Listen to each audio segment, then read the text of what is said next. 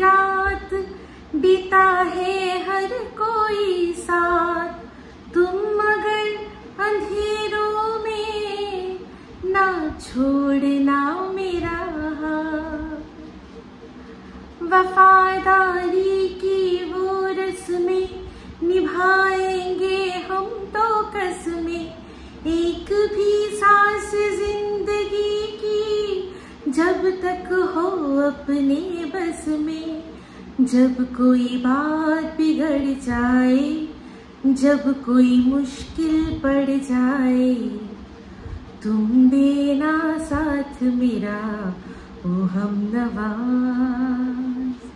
न कोई है न कोई था जिंदगी में तुम्हारे सिवा, तुम देना साथ मेरा ओ हमनवाज। ওয়েলকাম টু টক চ্যানেল মিষ্টি উইথ ইপসিতা। আমি ইপসিতা, এখানে নোগালাগালি নো কিস্তি অনলি মস্তি।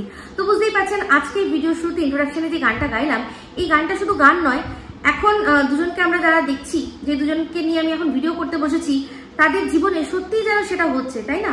একদম মানে যখন কোনো সম্পর্কের মধ্যে কোনো কিছু বিগড়ে যায়, কোনো সম্পর্কের মধ্যে কোনো এমন একটা ঝড় ওঠে, তখন কি করতে হয়? তখন এক দুসরেকার সাথ দিতে হয়, দিয়ে সেখান থেকে মুক্তি পেতে হয়, এগিয়ে চলতে হয়। তো সেই রাস্তাটাই ধরেছে কে?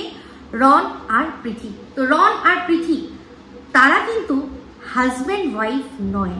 হ্যাঁ, ব্রেকিং নিউজ। এত বড় একটা কথা বললাম, কেন বললাম?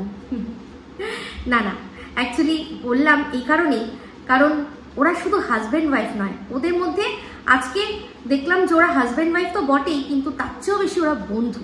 যে জিনিসটা ভীষণ ভীষণ ভালো লাগছে। প্রসঙ্গত জানাই, একটা ভিডিও দেখলাম কালকে, দেখছিলাম ইনস্টাগ্রামে, দিয়েছে সিনেবাপ।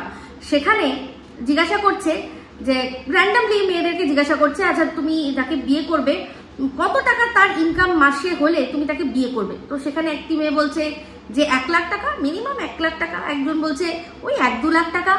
একজন বলছে আমার যা খরচপাতি তাতে দেখে মনে হচ্ছে 5 লাখ টাকা। তো সেটাকে এবার সিনেবাপ নিজের মতো করে আর কি বলেছে যে তোমাকে কিরকম দেখতে, তুমি এত ডিমান্ড করছো এইটা। তো এটা একটা তার কন্টেন্ট, কিন্তু সত্যি কথা বলতে মানে এটা তো র্যান্ডামলি একটা জাস্ট করতে করতে, ইন্টারভিউ করতে করতে তো এই কন্টেন্টটা তৈরি করেছে। একটা মেয়ে এরকম পাওয়া গেল না যে কিনা এটা বলতে পারে যে আমি নিজে ইনকাম করব আর বিয়ে তার সাথেই করব যাকে আমি ভালোবাসি, যার সাথে আমার কথা বলতে ভালো লাগে, যার সাথে আমার ঘুরতে মজা লাগে, যার সাথে সময় কাটাতে মজা লাগে, আমি তার সাথেই বিয়ে করব। তার যদি ইনকাম কমও হয় আমার কোনো যায় আসে না। একটা মেয়ে, এই যুগের একটা মেয়েকে দাঁড়িয়ে দেখতে পেলাম না এরকম ধরনের কথা বলছে। কিন্তু বলছে না বলেই যে এই যুগে সেরকম মেয়ে নেই, এরকম কোনো ব্যাপার নয়। যুগে যুগে এরকম মেয়ে ছিল, যেরকম গোল্ড ডিগার্সরাও রয়েছে, তেমনি সত্যিকারের হাজবেন্ডের পাশে দাঁড়ানোর মতো মেয়ে রয়েছে। মুখে না বললেও আজকে দেখতে পাচ্ছি প্রীতি সেই জিনিসটা করছে। তো প্রীতি আর রন, আমি কিন্তু আগেই বলেছিলাম যে ওদের কিন্তু আপনারা ভাববেন না যে নিব্বা নিব্বির ওরা প্রেমিক প্রেমিকা। ওরা কিন্তু হাজবেন্ড ওয়াইফ, ওদের মধ্যে লিগাল ম্যারেজ, কোর্ট ম্যারেজ হয়ে গেছে।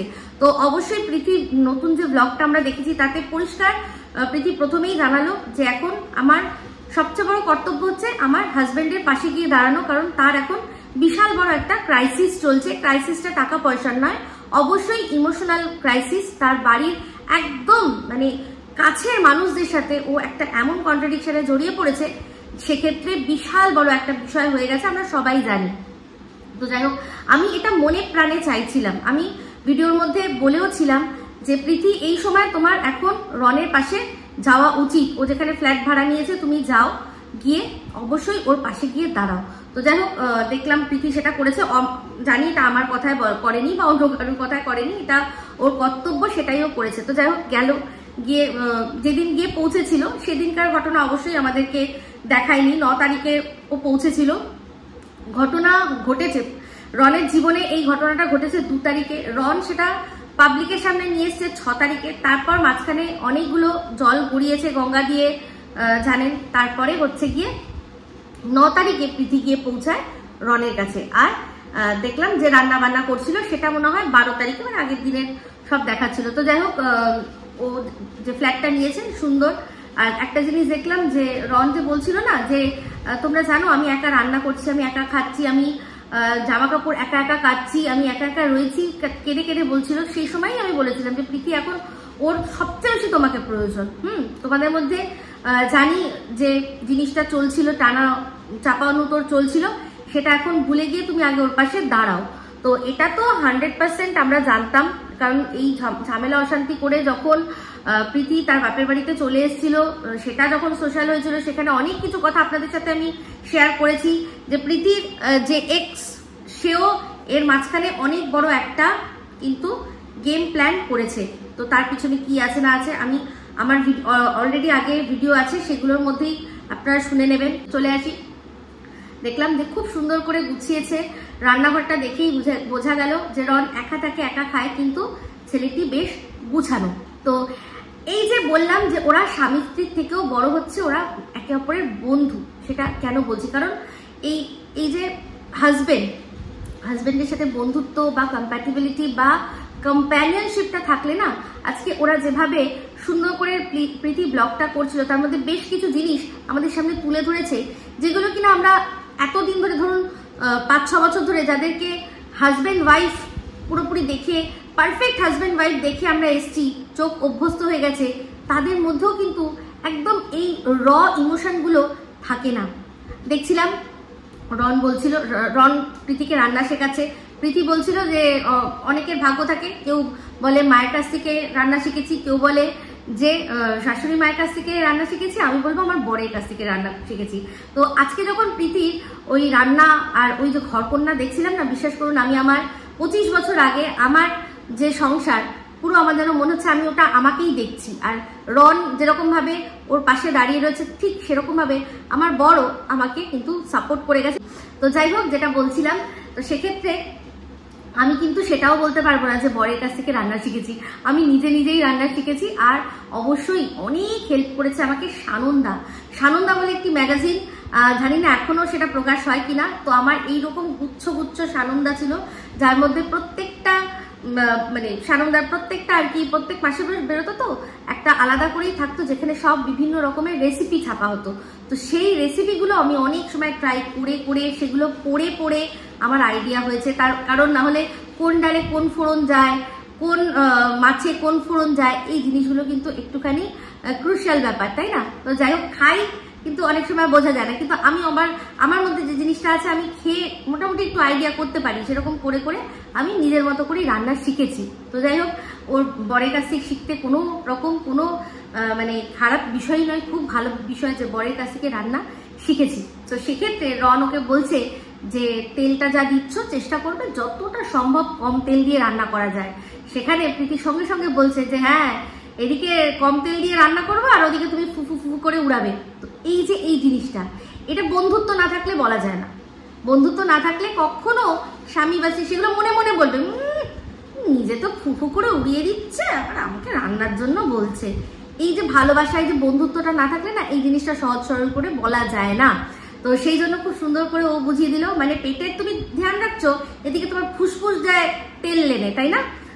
পেটে তেল কম করুক, ফুসফুস যায় তেল লেনে, এটাই হচ্ছে বক্তব্য। তো সেটা সেরকম করে খুব সুন্দর করে বুঝিয়ে দিল। তারপর হচ্ছে গিয়ে আরেকটা, যখন দেখলাম প্রীতি বলছে যে রান্না আমি তো কিছুই ভালো রান্না করতে পারি না, দেখো আমি কিছু শিখিনি। সেক্ষেত্রে রন আবার বলছে যে একা এসছো একাই যাবে, সবকিছু তোমাকে একার জন্য করে নিতে হবে, ওরকম চিন্তা করলে হবে না যে কে তোমারটা করে দেবে। তো এই যে একটা ফিলোসফি দিয়ে তার ওয়াইফকে বোঝানো, সেটার জন্যও কিন্তু হাজবেন্ডের সেই রকম তার সাথে তার স্ত্রীকে বোঝানোর মতো ক্ষমতা বা দক্ষতা থাকা চাই, তবে গিয়ে একটা রিলেশন খুব সুন্দরভাবে হতে পারে। তো ওদের এই সম্পর্কটা দেখে কেউ ভাববেন না নিব্বা দুদিনের প্রেম, ওদের অনেক দিনের সম্পর্ক। এর আগে অনেকবার রন প্রীতির জন্য স্ট্যান্ড নিয়েছে, আশা করি সারা জীবনের জন্য নেবে। আর আশা করব একটাই জিনিস, যে পৃথিবীতে যা আসুক, প্রীতি সম্পর্কে যাই বলুক না কেন, সেটা যেন তোমাকে আর বিচলিত না করতে পারে। আর সবসময় এই কথাটা আমি আগের ভিডিওতেও বলেছি আর এখনো বলছি, যে যা হয়েছে সেটা মিটিয়ে নাও। আর প্রীতি দেখলাম আজকে বলল যে আমি শুধুমাত্র একটা কমিউনিটি পোস্টই দিয়েছি, এখন আমি সেটাকে ভেঙে বলতে চাইছি না। কিচ্ছু ভেঙে বলতে হবে না, আমরা যে যা বোঝার সমস্তটা বুঝে গেছি। আর আমরা যে বুঝেছি মানে এই পুরো গোটা সোশ্যাল মিডিয়া, আর এই সোশ্যাল মিডিয়াতে অনেকগুলো রিপ্রেজেন্টেটিভ আছে যারা এই কন্ট্রোভার্সি ক্রিয়েটার, তারা কিন্তু সব দর্শকদের কথা বলে, পক্ষে বিপক্ষে হোক দর্শকদের হিতে কথা বলে। তো সেই যারা হিতে কথা বলে তাদের মধ্যে আমি তো বলবো 99% বুঝেছে যে দোষটা কার ছিল আর ভুলটা কার ছিল, আর তারা সেইভাবেই দর্শকদের সামনে সেই জিনিসটা প্রেজেন্ট করে দিয়েছে। তোমাদের নিজেদের স্ট্যান্ড নিতে হবে না, তোমাদের হয়ে সবাই অনেকে স্ট্যান্ড নিয়েছে। তাই তুমি যে ডিসিশনটা নিয়েছো আমি সেটাকে একদম সমর্থন করি। আর কিচ্ছু দরকার নেই, জাস্ট একদম জিপ লক, যেটুকু যা নষ্ট হয়েছে সেটা যদি আবার ফিরিয়ে আনা যায় তাহলে খুব ভালো কথা, যদি নাও হয় তাহলে এইখানে এই নোটেই এই জিনিসটা পুরোপুরি বন্ধ হোক। আমি এটাই চাইবো, কারণ একটা ছোট ভাই তার দিদির সাথে রিভেঞ্জফুল কিছু করছে, তার দিদি যা করেছে, আমি আর সেটা নতুন করে বলতে চাই না। কিন্তু আমি রনকে যেহেতু দেখেছি, ওকে সবসময় মানে প্রীতি রন দুজনকে আমি সবসময় দেখেছি, তো আমি চাইবো ওরা এই বিষয়টা থেকে একদম অ্যালুফ হয়ে যাক, কোনো রকম কোনো কিছু না, নিজেদের সুন্দর করে এই ঘরকন্যা দেখা। আর জানি ওদের অনেক বড় স্বপ্ন ছিল যে গ্র্যান্ড বিয়ে সেলিব্রেশন হবে, সেটা বিশাল করে মানে সারা ইউটিউব দেখবে এরকম একটা ছিল, কিন্তু সবসময় সব প্ল্যান কিন্তু সফল হয় না। তোমরা যেখানে দাঁড়াবে সেখানেই তোমাদের সংসার। তাই বলবো বড় ছোট দিয়ে কোনো যায় আসে না, সুন্দর একটা দিন দেখে তোমাদের রেজিস্ট্রি ম্যারেজ হয়েছে, ওই সিঁদুর তুলে দেওয়া ওইটাই যেটা তোমরা দেখাবে না, সেটাই আমরা কিন্তু খুব সুন্দর করে দেখবো। দিয়ে যে ছোট করে সোশ্যাল ম্যারেজ করে একদম কাছের কিছু বন্ধু বান্ধব সবাইকে নিয়ে একটা জাস্ট সেলিব্রেশন করে অবশ্যই পাকাপাকিভাবে রনের পাশে প্রীতি তুমি থাকো। তবে একটা কথা বারবার করে বলবো যে যতক্ষণ না 100% তোমাদের ঘোরা বেড়ানো আনন্দ ফুর্তি শেষ হবে ততক্ষণ একটা কিন্তু নতুন জীবনকে আনার কথা চিন্তা করবে না। এখন অনেক দেরি রয়েছে, ঘোরো বেড়াও আনন্দ করো সব কিছু করো, যখন দেখবে হাঁপিয়ে গেছি আর ভাল লাগছে না ঘুরতে বেড়াতে, এখন মনে হচ্ছে বসে যাই, তখন কিন্তু একজনকে যখন নিয়ে আসবে তখন কিন্তু আর কোনো দিকে তাকানো চলবে না। তখন সমস্ত কিছু স্যাক্রিফাইস করে নিজেদের ইগো, নিজেদের ভালো লাগা, নিজেদের ঘুরতে যাওয়া বেড়াতে যাওয়া সমস্ত কিছু ত্যাগ করে শুধু সেই নতুন যে জীবনটাকে তোমরা সৃষ্টি করবে তার উপর কিন্তু ধ্যান দিতে হবে। তখন কিন্তু আর তোমাদের দুজনকে কিন্তু কোনো রকমভাবে আর ঘুরতে পারছি না, বেড়াতে পারছি না, জীবনটা শেষ হয়ে গেল, এই বিয়ে দিয়ে দেবো, কেন্দ্রে মরে যাবি, যেটা বলছিল আজকে প্রীতি বাসন মাঝে ওটা মজা করে বলছিলে ঠিকই আছে, কিন্তু একটা যখন তোমাদের দুজনের মাঝখানে একজন সেতু আসবে, সেই সেতু আসার পর থেকে কিন্তু সব ওই কাইন্দা মরে যাবি বললে কিন্তু হবে না, তখন সে কাঁদবে, তার কান্নাটাই মানে একদম তাকে শান্ত করতে হবে। ঠিক আছে? তো তোমাদের সব কটা ডিসিশন আমার ভীষণ ভালো লেগেছে, তোমাদের মুভ, তোমাদের গ্রেস, তোমাদের ভদ্রতা, তোমাদের রুচিশীলতা, তোমাদের সমস্ত কিছু ভীষণ ভালো। আর তোমরা খুব সুন্দর মানে সমাজের কাছে একটা দারুণ সুন্দর কিন্তু তোমরা উপমা রেখে গেলে। সবাইকে বলবো রন প্রীতির চ্যানেলগুলো আপনারা দেখবেন। আচ্ছা যাদের আপনারা মনে করেন সাংসারিক মুখ যারা কিনা দেখেন, এরকমও আছে সাংসারিক বলে নিজেদের দাবি করে, কিন্তু পরবর্তীকালে আবার আক্ষেপ করে যে যদি একটা হাত পেতাম তাকে ধরে বেরিয়ে চলে যেতাম। এইরকম ভণ্ড সংসার না দেখে সত্যিকারের সংসার যেখানে একে অপরের পাশে তারা দাঁড়িয়ে এগিয়ে যাচ্ছে তাদেরকে দেখুন, এদের কাছ থেকে শিখুন সংসারের আসল মানে কি। হতে পারে ওরা বয়সে কম, হতে পারে ওদের এক্সপিরিয়েন্স কম, কিন্তু এরাই শেখাবে, কারণ এরাই আস্তে আস্তে আস্তে আস্তে গিয়ে যখন 25 বছর নিজেদের বিবাহিত জীবন পার করবে তখন দেখবেন যে এদের এক্সপিরিয়েন্সগুলো কত সুন্দর। ভুল করছে শুধরে দিন, যেভাবেই হোক আপনারা দেখুন, এইগুলোই দেখার আছে যেগুলোর মধ্যে রিয়ালিটি আছে, কোনো মেকি ব্যাপার নেই। কোনো মেকি ব্যাপার নেই, দুজনে দুজনকে যা বলছে সব একদম মুখের ওপর বলছে। তবে প্রীতির রান্না করা দেখে আমার সত্যি কথা বলতে ওই যে ভাতটা নামাতে গিয়ে পেরেছি মানে মনে হচ্ছিল যেন আমি বাবা একদম সাধারণ চাকরি করতেন, কিন্তু যেহেতু একটাই মাত্র মেয়ে সেই জন্য মা কখনোই রান্নাঘরে যেতে দিত না। তো ওই বিয়ের পর যে ভাতটা আমি সব পারলাম, মানে বিয়ের আগে তাও একটা দুটো জিনিস রান্না করেছি, মাংস, কিন্তু ভাত কি করে করতে হয় আমি জানতাম না। তো ওই যে ওটা শিখেছি আমি নিজেই করেছি, কতবার হাতের মধ্যে ফ্যান পড়ে গেছে, পুড়ে গেছে, সেখানে ছাঁকা খেতে খেতে খেতে খেতে শিখেছি। সেখানে প্রীতি একবারে ওই ভাতটাকে নামিয়েছে, নেমে হেব্বি, কি মজা, ওটার মধ্যেই আনন্দ খুঁজে পাচ্ছিলাম। এইগুলোই পজিটিভিটি, এগুলো বেশি বেশি করে ছড়িয়ে দেওয়া হোক, এইগুলোতে বেশি বেশি মানুষ দেখুক। বাচ্চা বাচ্চা, আমি তো বলবো বাচ্চা বাচ্চা ছেলেমেয়েরা তোমরা এগুলো দেখো, দেখে বোঝো যে যখন কারোর হাত ধরবে, যখন কাউকে ভালোবাসবে, তখন তার পাশেই থাকবে। এই জিনিসগুলো দেখে শেখা উচিত। তবে হ্যাঁ, অবশ্যই নিজের পায়ে দাঁড়াবে। তো যেটা নিয়ে এবার লাস্ট বললাম, যে বলবো রন আর প্রীতি ওরা শুধু কোমর দুলায় না, আমি আগেও বলেছি, আজকে আপনাদের প্রমাণ দেখালাম। তো এই দেখুন, এটা হচ্ছে রনের তৈরি করা বং বাজার। এটা রনের সাথে সাথে রন হয়তো আরও ওর কোনো পার্টনার্স রয়েছে। তো এই একটা অ্যাপ ওরা ডেভেলপ করেছে, যেটা কিনা আমি যখন জেনেছি তখনই আমি এটাকে ডাউনলোড করে নিয়েছি। এখানে এরকম বিভিন্ন রকম প্রোডাক্টস রয়েছে। সেই প্রোডাক্টগুলোর মধ্যে দেখতে দেখতে একটা জিনিস লক্ষ্য করলাম, সেখানে হচ্ছে ইনফ্লুয়েন্সার্স চয়েস।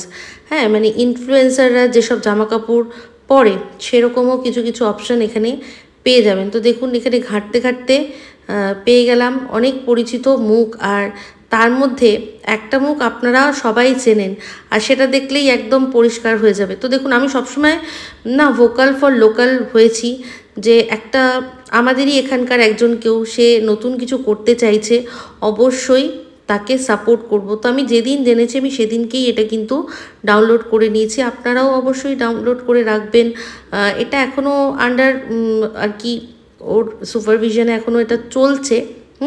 তো এটা আস্তে আস্তে আরও ভালো হবে আশা করছি। তো হ্যাঁ, আমি ডাউনলোড করে রেখেছি, কিন্তু এখনও আমার কিছু অর্ডার করা হয়নি। তো নিশ্চয়ই অর্ডার করব। তো এই জিনিসটা দেখুন, দেখে আমি তো ভাবলাম আপনাদের সাথে শেয়ার করি, যে এখানে প্রীতি যে শাড়িটা পরেছে সেই শাড়িটা কিন্তু আপনিও চাইলে কিনতে পারেন। দেখুন, ও কিন্তু এখানে মডেল হিসাবেও কাজ করছে, ঠিক আছে। তো হাজব্যান্ডের পাশে সব রকমভাবেই দাঁড়াচ্ছে। তো এই যে শাড়িটা খুব সুন্দর শাড়ি, দামও দেখুন খুবই রিজনেবল রেখেছে। তো আপনারা অবশ্যই রনের এই অ্যাপটা আপনারা ডাউনলোড করে রাখতে পারেন, কেনাকাটা করতে পারেন। এই যেটা দেখছেন এটা হচ্ছে রন বানিয়েছে বং বাজার। এটা আমাদের একদম এখানকারই, মানে ভোকাল ফর লোকাল। তো এই অ্যাপটাও ডেভেলপ করছে, এখনো পুরোপুরিভাবে ডেভেলপ হয়নি। আমি যেদিন শুনেছি আমি সেদিনকেই এটা ডাউনলোড করে রেখে দিয়েছি।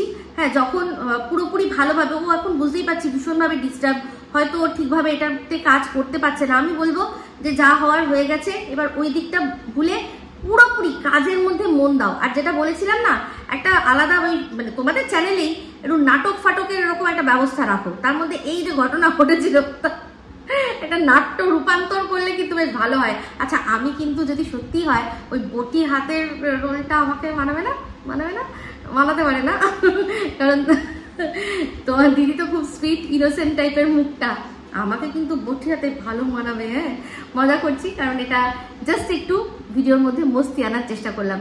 এগুলো একেবারেই নয়।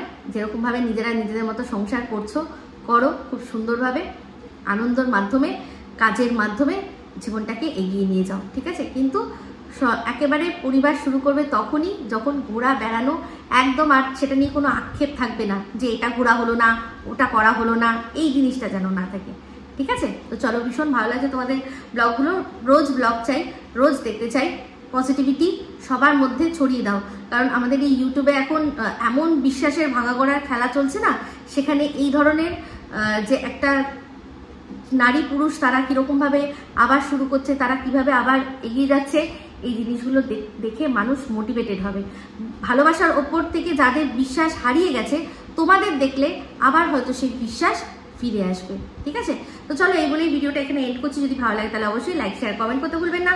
যারা চ্যানেলটা সাবস্ক্রাইব করেননি তারা সাবস্ক্রাইব করে দেবেন। সবাই ভালো থাকবেন, সুস্থ থাকবেন। আবার আসছি খুব শীঘ্র একটা নতুন ভিডিও নিয়ে। Me Ipsita signing off. Love you all.